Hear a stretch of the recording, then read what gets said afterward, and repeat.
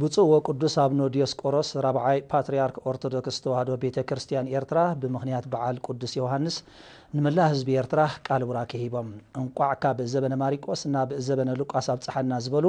ብፁዕ ወቅዱስ አቡነ ዲዮስቆሮስ በመንፈሳዊ መልእክቶም ዓመተ ሰላም እንቅሳነትን ክኾነልና ብምምናይ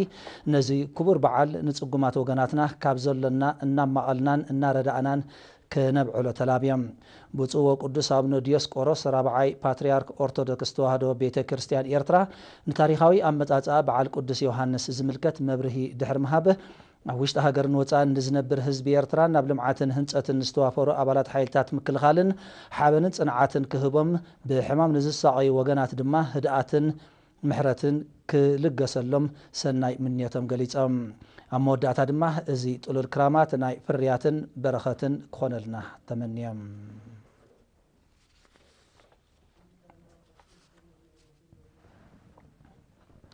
ፕሬዚደንት ኢሳያስ አፈወርቂ ፕሬዚደንት ዓብደልፈታሕ አልሲሲ ብዝገበረሉ ወግዓዊ ዕድመ መሰረት ካብ 8 መስከረም ኣብ ሪፓብሊክ ግብፂ ዝገበሮ ናይ ስራሕ ምብፃሕ ፈፂሙ ሎሚ 10 መስከረም ኣብ ሰዓታት ድሕሪ ቀትሪ ናብ ሃገሩ ተመሊሶም ፕሬዚደንት ኢሳያስ ብ9 መስከረም ምስ ፕሬዚደንት ሪፓብሊክ ግብፂ ዓብደልፈታሕ አልሲሲ ብምርኻብ ኣብ ምምዕባል ክልተኣው ዝምድና ዘተኮረ ዘተካይዶም ኣብቲ ኣብ ከተማ ካይሮ ኣብ ዝርከብ ቤተ መንግስቲ አልኢትሓድያ ዝተኻየደ ርክብ ክልቲኦም መራሕቲ ኣብ ሞንጎ ኤርትራን ግብፅን ዘሎ ቁጠባዊ ማሕበራዊ ፖለቲካውን ዲፕሎማሲያውን ምትእስሳር ናብ ዝለዓለ ደረጃ ከዓብየሉ ብዛዕባ ዝኽእል መንገድታት ብዕምቆት ዘትዮም ፕሬዚደንት ኢሳያስን ፕሬዚደንት አልሲስን ብዘይካዚ ኣብ መዳይ ንግድን ወፍርን ኣብ ሞንጎ ክልቲአን ሃገራት ምልውዋጥ ክግበር ድሕሪ ምስምማዕ ናይ ክልቲአን ሃገራት ኣበርክቶ ኣብ ኣህጉራውን ዞባውን መድረኻት ብዛዕባ ዝሰምረሉ ሓሳባት ከም እተዘራረቡ ልኡኻት ሚኒስትር ዜና ሓቢሮም ኣብ ትርከብ ብወገን ኤርትራ ሚኒስተር ጉዳያት ወፃኢ አቶ ዑስማን ሳልሕ ሓላፊ ፖለቲካዊ ጉዳያት ህግደፍ አቶ የማነ ገብረአብ ከምኡውን ካብ ቤት ጽሕፈት ፕሬዚደንት አቶ አሚን ሓሰን ብወገን ሪፓብሊክ ግብፂ ድማ ቀዳማይ ሚኒስተር ኢንጂነር ኢብራሂም ማሕለብ ሚኒስተር ጉዳያት ወፃኢ ሳምሕ ሽኩሪን ሚኒስተር መንእስያትን ስፖርትን ኻልድ ዓብደል ዓዚዝን ተረኺቦም ነይሮም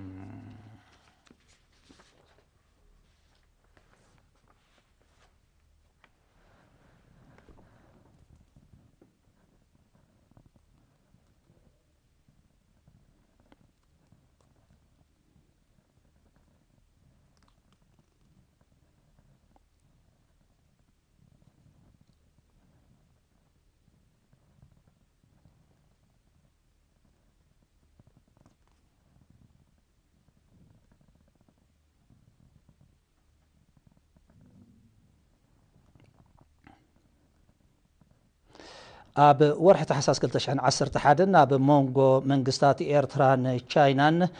ኣብ ቴክኒካውን ቁጠባውን ጽላታትን ምትሕግጋዝ ብዝተበጽሐ ስምምዕ መሰረት 33 ሚልዮን ዶላር ዝውድእ ቀዳማይ ገጽ ዕማም ህንፃ ኮሌጅ ስነ ፍልጠት ንምስራሕ ብ28 ሰነ ኣብ ኢንስቲትዩት ቴክኖሎጂ ኤርትራ ማይ ነፍሒ ውዕል ምኽታሙ ዝፍለጥ እዮም በዚ መሰረት ሎሚ እምነ መሰረት ናይቲ ህንፃ ተነቢሩ ጸብጻቡ ብርሃን ዓንደ መስቀል ካቅርቦ እዩ ኣብ መንጎ መንግስታት ኤርትራን ህዝባዊት ሪፓብሊክ ቻይናን ብመሰረት ዝተበጽሐ ናይ ምትሕግጋዝ ስምምዕ ኣብ ኢንስቲትዩት ቴክኖሎጂ ኤርትራ ልዕሊ 33 ሚልዮን ዶላር ዝውድእ ቀዳማይ ገጽ ዕማም ህንፃ ኮሌጅ ስነ ፍልጠት ንምህናጽ ሎሚ 10 መስከረም እምነ መሰረት ተነቢሩ ኣብቲ ላዕለወ ሰብ ስልጣን መንግስትን ግንባርን ዝተረኽብሉ ስነ ስርዓት ሚኒስተር ትምህርቲ አቶ ሰመረ ርእሶም ኣብ ዘስምዖ ቃል እቲ ክህነጽ ተወጢኑ ዘሎ ሓድሽ ኮሌጅ ስነ ፍልጠት ኣብ ርእሲቲ ኣብ መስርሕ ምምሃርን ምስትምሃርን ዝህልዎ ዓብዪ ድርኺት መርኣያ ናይቲ ኣብ መንጎ መንግስታት ኤርትራን ህዝባዊት ሪፓብሊክ ቻይናን እናማዕበለ ዝመጽእ ዘሎ ዝምድና ምዃኑ ኣብሪሁ ምክትል ፕሬዚደንት አካዳሚያዊ ጉዳያት ኢንስቲትዩት ቴክኖሎጂ ኤርትራ ፕሮፌሰር ተስፋ ሚካኤል ሃይለ በወገኑ ከጋጥም ዝጸንሐ ጸገማት ምስ ምህናጽ ናይዚ ሓድሽን ዘመናውን ህንፃ ከቃልል ምዃኑ ጽኑዕ እምነቱ ገሊጹ ኣምባሳደር ቻይና ኣብ ኤርትራ ሚስተር ኒው ቺያንግ ብጊድኡ መስርሕ ህንፀት ናይቲ ኮሌጅ ኣብቲ ዝተመደበሉ ግዜ ክዛዘም ዘለዎ ትምኒ ድሕሪ ምግላጽ ኤርትራ ኣብ ምዕባለ ጽላት ትምህርትን እተርእዮ ዘላ ገስጋስ ብምምጓስ ኣበርክቶ ሃገሩ ኣብዝን ካልእን ልምዓታዊ መደባት ኤርትራ ንምድንፋዕ ጻዕርታቱ ከም ዘዛይድ ሓቢሩ ምክትል ፕሬዚደንት ናይቲ ህንፃ ናይ ምስራሕ ሓላፍነት ዝወሰደ ኩባንያ ህንፃ ሲቪል ኢንጂነሪንግ ሚስተር ዛሆ ዞንኪንግ በወገኑ እቲ ዝካየድ ህንፃዊ ስራሓት ምስ ኤርትራውያን ሰብ ሞያ ተመክሮ ንምልምዋጥን ሓጋዚ ምዃኑ ብምጥቃስ ብዝተበጽሐ ምርዳእ መሰረት ኣብ እዋኑ ንኽዛዘም ኣበርቲዖም ከም ዝሰርሑ ኣነጺሩ ብመሰረት እቲ ብ28 ሰነድ ዝተኸተመ ሰነድ እቲ ኣብ ቀጽሪ ኢንስቲትዩት ቴክኖሎጂ ኤርትራ ኣብ 18,000 ሜትር ዝተደኮነ በዓል 3 ደርቢ ህንጻ ምስ ሙሉእ ትሕተ ቅርጹ ኣብ ውሽጢ 30 ኣዋርሕ ክዛዘም ምዃኑ እቲ ዝረኸብናዮ ሓበሬታ የመልክት። እቲ ህንጻ ኣብያተ ጽሕፈት፣ መምሃሪ ክፍልታት፣ ኣብያተ ንባብን ኣብያተ ፈተነን ዘጠቓለለ ኮይኑ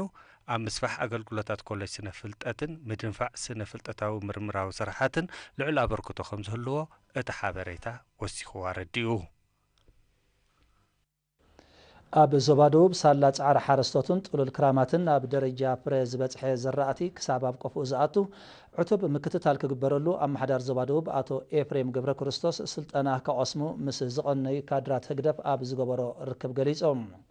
ኣብቲ ኣብ ከተማ መንደፈራ ዝተኻየደ ርክብ ኣብቲ ዞባ ዝርከባ ጉጅለታት ህግደፍ ብሓፈሻ ካድራት ድማ ብፍላይ ኣብ ምዕዋት ዝትለሙ መደባት ልምዓት ኣበርክቶኦም ልዑል ምዃኑ ዝጠቐሰ ኣቶ ኤፍሬም ኣብ ዘተኣምን ደረጃ በፂሑ ዘሎ ምህርቲ ዘራእቲ ኣብ ምክትታልን ብውሕልነት ኣብ መሓዝን ተረኦም ክዕዝዙ ተላብዮም።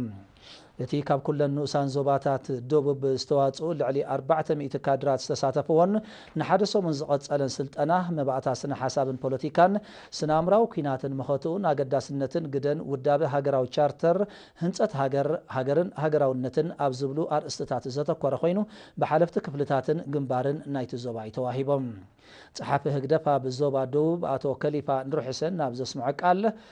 ብቑዕን ሙዕሩይ ዝርግሐ ዘለዎን ማሕበራዊ ኣገልግሎታት ንምርግጋጽ ከምኡውን ሓያል ቁጠባን ባህልን ንምህናጽ ተራ ካድራት ወሳኒ ምዃኑ ብምጥቃስ ኣብ ዝተዋፈረሉ ዕላማ ብትግሃት ከገልግሉ ኣዘኻኺሮም። እቲ ስልጠና ንቕሓቶም ኣብ ምብራኽ ሓጋዝ ምንባሩ ዝተቐሱ ተሳተፍቲ ኣብ ኩሉ ንጥፈታቶም ኣብነታውያን ኮይኖም ምእንቲ ክቐርቡ ቀጻሊ ስልጠናታት ክወሃብን መጎሳጎሲ ጽሑፋት ክዳሉን ተላብዮም።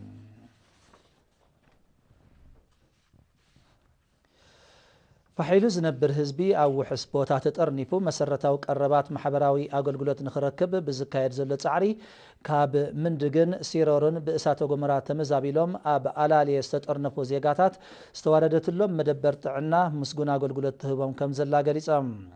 نساتهم نيرينا بزهاب وحبريتا استواردتلوم مدبر تعنا مقصلتا نايتي تتأكمتي مسرتاوي محبراوي أغلغلوت نكخونو منقست زكايدو زلو تعار مخانو بمتقاس اتا تكال تعناتهم نبرتي أب محلاو عبي أستواصو تقبر كم زل حبيرم نساتهم أسعيبهم أبتا تكال استمدبو سمويا نزقبر لهم تصبو أقابلا بممسقان تمحلرتو حمامات نمكتا أبو وفرا ملكع زكايدو ومعتتاو نطفتات وطيت نايت زكايد قوسقواسا ومدبات مخانا رديهم نحمم حاليوت مرأي مياوي قديتانا زبلي أبالتا مدبرت عنا من إسي إسماعيل محمد نقحة هزبي بمبراخ نحمامات أقدم كا نمكل خالق أتسالي قوسقواسات كم زكايدو حبيرهم إيرتراويان نبرتي كايزر سلاوترن جرمن بحموشتن شدشتن مسكرم عمتاوي فستيفال سبورت بوعوع هاجراون سبورتاون منفس كمزة سلاسلو كابتبوتا زبطحنا حبريتا ملكيتهم أبتي كاب سمين أمريكا شوادن سويسرلاندن كالكوابيتا جرمن زموتو قدايم إيرتراويان سبورتاويان كمون من إسيات تساتفو الفستيفال سبورت تساتفتي أب سبورتاون نتفتات أبركتهم بزعبا زعززلو من قدي كزتين كلو اتأقات أمي أبرست زفوترو حقوس ناي متخخاب كنيات أبعك أبا هاجراوي مننتن كبرتاتن حبرة سبون أستواتو كمزلو وقاليتهم فستيفال سبورت كايزر سلاوترن جرمن شمنت عامتو كم زغصر زحبره اتزبصحنا حبريتا علامه نقدايم سبورتاويان بمترناف تاريخ تمكرون سبورت هاجرنا ناب حدش ولدو بمسغغار بقعاتن تودادرتن من اسياتا بمفراي حيلن درخيتن مفتار كم زخونا رديوم تساتفتي اب موداتا استدالو ولوم شلمات كاب ايد قونسل ايرترا اب جرمن اتو يوحنس دباسن قديم سبورتاوي تخله كيدانن تقبيلهم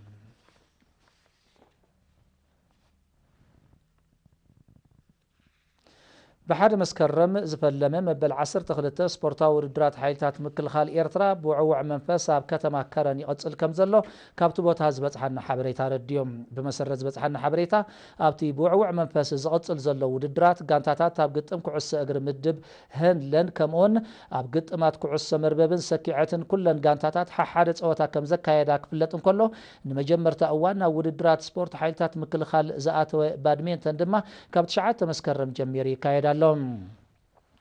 زاغيت بستخايده ግጥማት ድማ ኣብ ኩዕሶ እግሪ ካብ ምድብ ሄ ጋንታ ሓሬና ብ6 ነጥቢ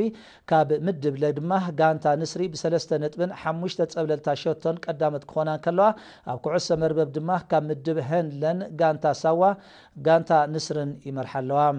ብዘይ ካዚ ሜሮን ኣካለ ካብ ጋንታ ሓሬና ካሕሱ ብርሃንን ዘልዓለም ተስፋልደትን ድማ ካብ ጋንታ ንስሪ ነፍስ ወከፎም ከክልተ ሾቶታት ብምምዝጋብ ንኮኸብ ኣመዝጋቢ ሾቶ ይመርሑ ከም ዘለው ተፈሊጦም ኣብዚ ግጥማት ኩዕሶ እግሪ ኩዕሶ መርበብ ኩዕሶ ሰኪዕት ከምኡን ኣትሌቲክስ ባድሚንተን ያታው ስፖርትን ጨመተ ተኽስን ዘጠቃልል ስፖርታዊ ውድድራት ሓይልታት ምክልኻል ኤርትራ ካብ ዝተፈላለዩ ኣሃዱታት ሓይልታት ምክልኻል ኤርትራ ዝተዋጻ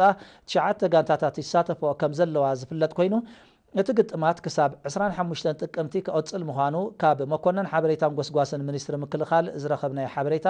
ወሲኹ ኣነፂሩ